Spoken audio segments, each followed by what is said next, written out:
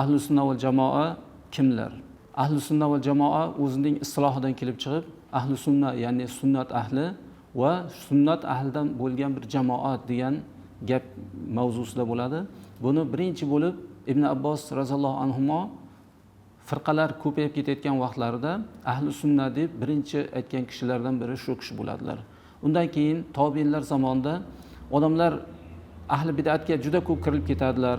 Mu'tazilalar chiqadi, xavorijlar chiqadi, mujassimalar chiqadi. Shunda ahli sunna val jamoani ahli sunna ulamolari shakllantirishligi zarurat bo'lib qoladi. Shu paytda keyin ular ahli sunna val jamoani sahobalarga ergashgan va Payg'ambarimiz sollallohu alayhi vasallamga ergashgan toifalar ekanligini ilmiy dalil asosida isbotlab beradilar.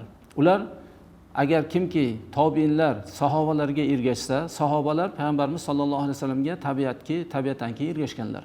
Ana shu ergashgan kishilarni ahli sunna val jamoa deb tobiinlar va taba tobiinlar zamonida yuzaga kelgan narsalardandir. Ular aslida mu'tazilalarga qarshi bo'ladi.